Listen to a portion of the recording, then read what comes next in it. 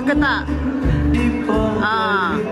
Meledak ke tak host masa gini? Takkanlah tak ada. Kita bagikan daripada pantau. Era pakai grey hari ni. Baju dia memang meletup Wak. So Pelamin melawa. Kau tengok suruh datang dekat aku pula lapar. Perut dah berbunyi ni.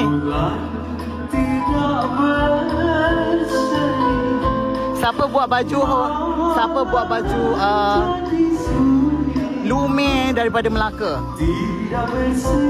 Host apa je? Okey, korang nak screenshot, pergi screenshot sekarang. Tengok Era. Tolong screenshot, siapa nak screenshot, tengok buat kenangan. Tapi janganlah lupa I yang bawa korang dekat-dekat. Nampak? Era sangat. Hai Era. Hai Era. Nampak Era sangat humble. Awak jujur cakap memang Kak Era sangat humble. Kita panggil dia tu, dia sangat humble. Kita suka sangat Kak Era.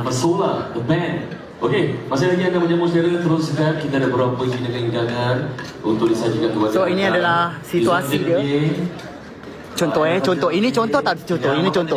Kalau I jadi Era Fazira, I jadi Era Fazira, I akan menghadap sini.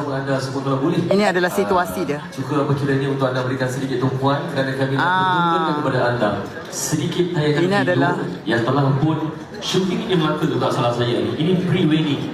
Lawatan. Pre-wedding yang sungguh cantik. Okey, nak tengok video tak? Jom tengok video dulu. Ada orang nak tunjuk video, kita tengok video dulu. Ada salah satunya yang dikongsikan.